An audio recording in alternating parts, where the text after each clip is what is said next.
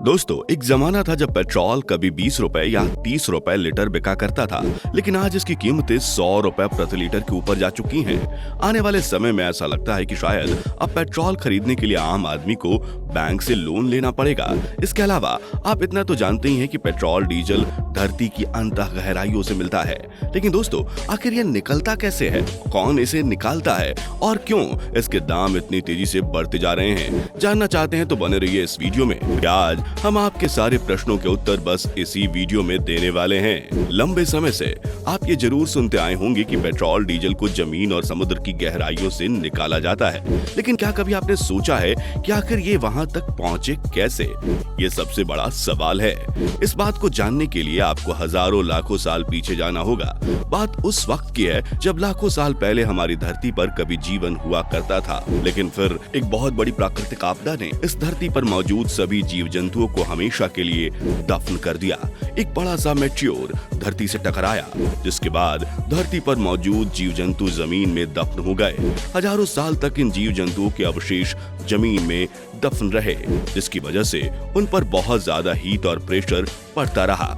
वक्त बीतता गया और हजारों साल बाद जीव जंतुओं के यही अवशेष फॉसिल फ्यूल में बदल गए, जिसे आज के समय में लोग कच्चा तेल, क्रूड ऑयल या पेट्रोलियम के नाम से जानते हैं। लेकिन ऐसा नहीं है कि पेट्रोल और डीजल सीधा जमीन की गहराइयों से हमें मिलता है। असल में यह हमें काले तरल पदार्थ के रूप में मिलता है, जिसे हम सभी कच्चा तेल या पेट्रोलियम कहते हैं। चलिए, आप इतना तो समझ गए हैं कि कच्चे तेल को कोई इंसान नहीं बनाता, बल्कि ये प्राकृतिक देन है।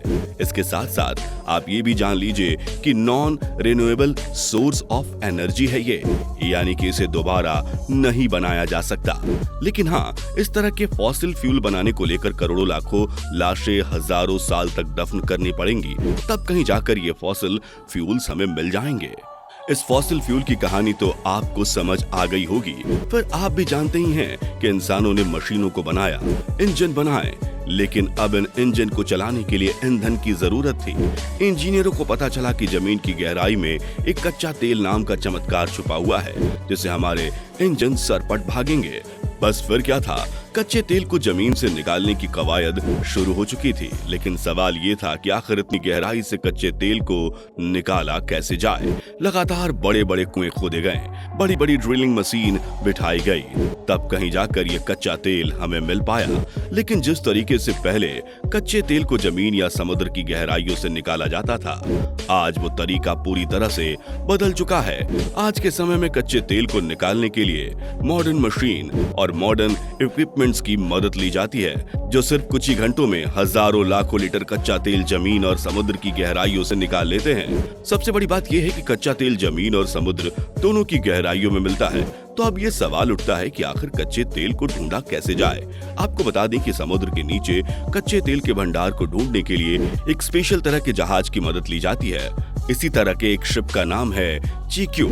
इस शिप में कुछ ऐसे सेंसर लगे होते हैं जो लगातार इलेक्ट्रोमैग्नेटिक तरंगों को समुद्र के नीचे छोड़ते रहते हैं। जब ये तरंगे समुद्र के नीचे टकराकर वापस शिप में कंप्यूटर तक पहुंचती है, तब सारे डेटा को एनालाइज करने के बाद पता चलता है कि समुद्र के नीचे कहां पर कच्चे तेल का भंडार छुपा हुआ है। बिल्कुल इसी तरह का इक्विपमेंट्स जमीन के नीचे कच्चे तेल को ढूंढने के लिए किया जाता है।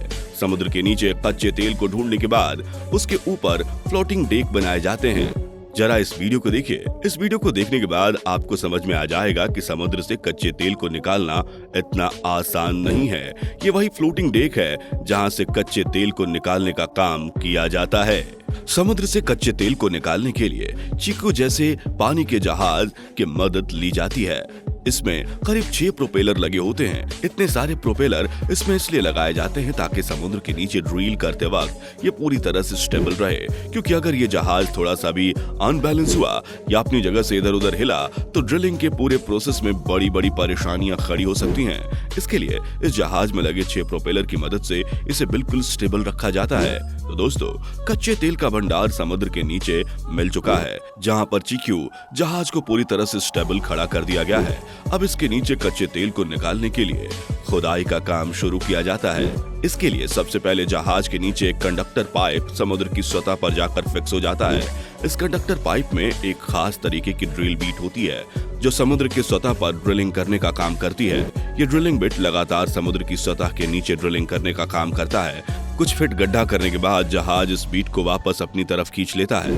फिर इस गड्ढे में केसिंग पाइप डाली जाती है। यह बिल्कुल वैसा ही प्रोसेस है जैसा आप अपने घरों में बोरवेल करवाते वक्त देखते हैं। केसिंग पाइप डालने के बाद इस केसिंग पाइप के किनारे में कंक्रीट भरी जाती है ताकि जो गड्ढा किया गया है वो वापस मिट्टी से ना भर जाए। कंक्रीट भरने के बाद एक राइजर पाइप को एक दूसरे से कनेक्ट किया जाता है जिसके आखिरी सिरे में एक ब्लो आउट प्रिवेंटर लगा होता है। राइजर पाइप और प्रिवेंटर को अब फिर से उस गड्ढे में डाला जाता है जिसके बाद ड्रिल बीट की मदद से खुदाई करने का काम जारी रहता है। फिर कुछ देर बाद ड्रिल बीट को वापस खींचकर इसमें केसिंग पाइप डाला जाता है, कंक्रीट भरा जाता है और ये प्रोसेस लगातार तब तक चलता रहता है जब तक ये कच्चे तेल के भंडार तक पहुंच न जाए। कच्चे तेल के भंडार को ढूंढने के बाद इसके ऊपर एक फ्लोटिंग डेक बैठाया जाता है जैसा कि हमने आपको पहले दिखाया। इसमें बड़े बड़े पंप लगाए जाते हैं जो समुद्र की गहराइयों से कच्चे तेल को बाहर खींचने का काम करते हैं। तो लीजिए दोस्तों, कच्चे तेल का भंडार तो मिल चुका, लेकिन इससे आपकी गाड़ी नहीं चल सकती। इसमें पेट्रोल और डीजल बनाया जाएगा। इसके लिए इस कच्चे तेल को सबसे पहले रिफाइनरी में भेजा जाता है।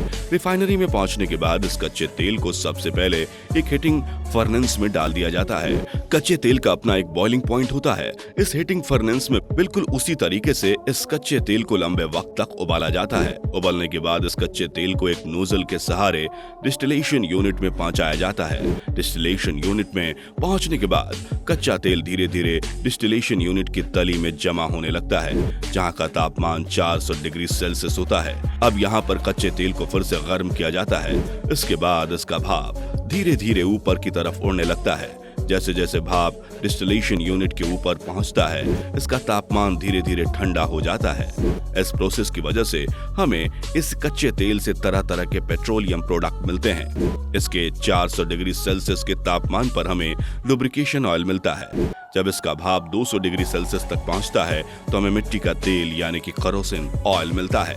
बिल्कुल इसी तरह जब ये 150 डिग्री सेल्सियस तक पहुंचकर दूसरे चैम्बर में पहुंच जाता है तब हमें पेट्रोल मिलता है। लेकिन दोस्तों, यहाँ सिर्फ पेट्रोल और डीजल की ही बात नहीं है। आपको बता दें कि इस डिस्टिलेशन के आखिरी पॉइंट पर इसका तापमान काफी कम हो जाता है और यहाँ से हमें लिक्विफाइड पेट्रोलियम गैस प्राप्त होती है यानी कि एलपीजी, जिसके दाम भी आसमान छूने लगे हैं। तो लीजिए, इस कच्चे तेल को निकाल भी लिया गया और इससे पेट्रोल और डीजल भी बना लिया गया।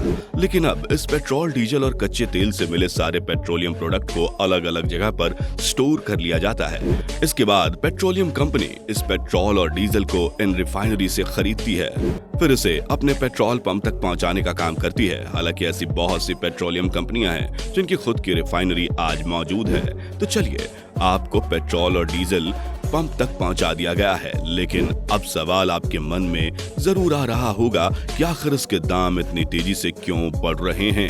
तो चलिए आपको बताते हैं कि आखिर पेट्रोल और डीजल के दाम आसमान क्यों छू रहे हैं। सबसे पहले तो ये जान लीजिए कि कच्चा तेल non renewable source of energy है।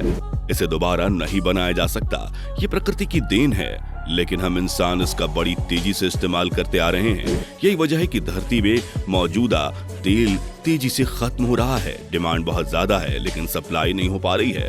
यही वजह है कि इसके दाम बढ़ने लगे हैं। इसके दाम बढ़ने का दूसरा बड़ा कारण है रिफाइनरी प्रोसेस और एक्सट्रैक्शन। जमीन और समुद्र की गहराइयों से कच्चे तेल को निकालने में काफी ज्यादा खर्चा आता है। इसके बाद इसे रिफाइनरी तक पहुंचाना होता है। रिफाइनरी में कच्चे तेल से पेट्रोल और डीजल को एक्सट्रैक्ट करने में अच्छा खासा खर्च किया जाता है। इसके बाद पेट्रोल और डीजल पेट्रोलियम कंपनी तक पहुंचते हैं, फिर ये डीलर तक पहुंचते हैं और डीलर से ये आप तक पहुंचते हैं। लेकिन इस बीच दोस्तों, सेंट्रल गवर्नमेंट, स्टेट गवर्नमेंट अपने तरीके से इस पेट्रोलियम प्रोडक्ट पर टैक्स लगाती है, जिसका सारा का सारा भार आम आदमी की जेब पर ही पड़ता है। अब आप समझ ही गए होंगे कि पेट्रोल और डीजल कितनी लंबी चेन से होकर गुजरते हैं। सबसे पहले इसको एक्सट्रैक्ट करने का खर्च आता है, फिर रिफाइनरी का खर्च आता है। इसके बाद रिफाइनरी से ये पेट्रोलियम कंपनी तक पहुंचाया जाता है जो अपना प्रॉफिट निकालती है। प्रॉफिट निकालने के बाद डीलर तक इस पेट्रोल डीजल को पहुंचाया जाता है जो अपना प्रॉफिट निकालते हैं। अब आप इतना तो समझ ही गए होंगे कि कितनी तेजी से ये पेट्रोल डीजल हमारी धरती से खत्म होता जा रहा है।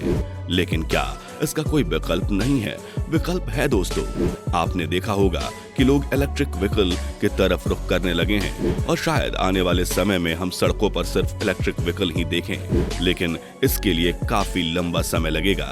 लेकिन जाते जाते आपसे गुजारिश करेंगे कि पेट्रोल डीजल का इस्तेमाल जरूरत पड़ने पर ही कीजिए, बेफजूल इसे खर्च मत कीजिए, क्योंकि आपको अपनी आने वाली पीढ़ी को भी कुछ देना है। सोच कर देखिए कि जमीन में मौजूद ये कच्चा तेल वक्त के पहले खत्म हो गया तो आप आने वाली जनरेशन को क्या देंगे? उम्मीद करते हैं दोस्तों आपको ये वीडियो जरूर पसंद आई होगी। अगर आप बिल्कुल इसी तरह के रोचक और नॉलेजेबल वीडियो देखना चाहते हैं तो कृपया हमारे चैनल को सब्सक्राइब कर लीजिए और अगर वीडियो अच्छी लगे तो इसे लाइक और शेयर जरूर कीजिएगा।